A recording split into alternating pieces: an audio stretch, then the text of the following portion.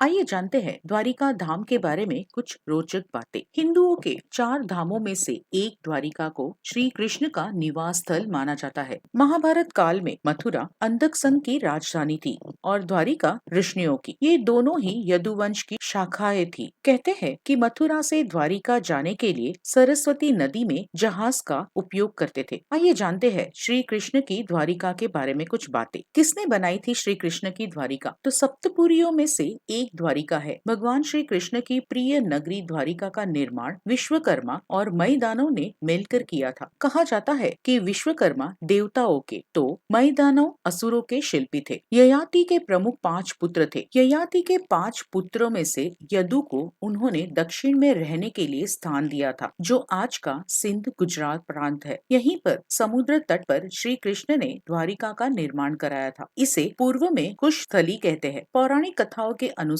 महाराज रैवतक ने प्रथम बार समुद्र में से कुछ भूमि बाहर निकालकर यहाँ एक नगरी बसाई थी। यहाँ उनके द्वारा कुश बिछाकर यज्ञ करने के कारण इसे कुश स्थली कहा गया। अन्य मान्यताओं के कारण इसे राम के पुत्र कुश के वंशजों ने बसाया था। यह भी कहा जाता है कि यहीं पर त्रिविक्रम भगवान ने कुश नामक दानव का वध किया था, इसीलिए इसे कुश स्थली कहा जाता है। क्यों कहते हैं इसे द्वारका? श्री कृष्ण ने मथुरा से अपने 18 कुल के हजारों लोगों के साथ पलायन किया तो वे कुशस्थली आ गए थे और यहीं उन्होंने नई नगरी बसाई और जिसका नाम उन्होंने द्वारका रखा। इसमें सैकड़ों द्वार थे, इसीलिए इसे द्वारका या द्वारिका कहा गया। यह अभेद्य दुर्ग था जिस पर जरासंध और शिशुपाल ने कई बार आक्रमण किया था। कैसे नष्ट हुई थी द्वारिका? पुराणों के अनुसार माना जाता है कि द्वारिका का विनाश समुद्र में डूबने से हुआ था, लेकिन यह भी माना जाता है कि डूबने से पहले इस नगर को शत्रुओं ने नष्ट कर दिया था। द्वारिका के समुद्र में डूब जाने और यादव कुलों के नष्ट हो जाने के बाद कृष्ण के प्रपौत्र व्रज द्वारिका के यदुवंश के अंतिम शासक थे, जो यदुओं की आपसी लड़ाई में जीवित बच गए थे। द्वारिका के समुद्र में डूबने पर अर्जुन द्वारिका गए और व्रज तथा शेष बची यादव महिलाओं को हस्तिनापुर ले गए। कृष्ण के प्रपौत्र व्रज को हस्तिनापुर में मथुरा का राजा घोषित किया।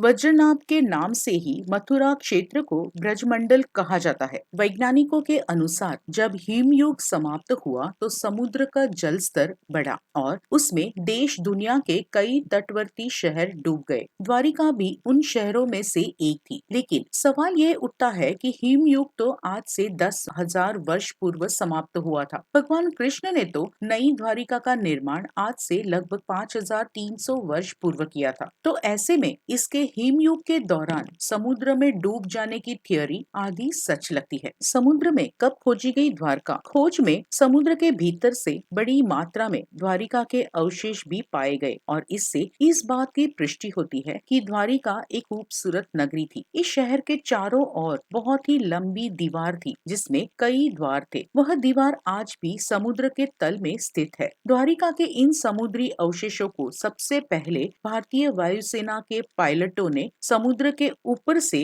उड़ान भरते हुए नोटिस किया था। द्वारिका धाम की यात्रा। यदि आप द्वारका की यात्रा पर जा रहे हैं तो ये बातें जानना जरूरी है। द्वारिका 2 है, गोमती द्वारिका और बेट द्वारिका। गोमती द्वारिका धाम है और बेट द्वारिका पुरी है। बेट द्वारिका के लिए समुद्र मार्ग से जाना पड़ता है। 4 धामों में से एक द्वारिका धाम का मंदिर लगभग 2000 से भी अधिक वर्ष पुराना है। द्वारकाधीश मंदिर से लगभग 2 किलोमीटर दूर एकांत में रुक्मिणी का मंदिर है। तो ये थी द्वारिका धाम के बारे में कुछ रोचक बातें। आपका दिन शुभ रहे।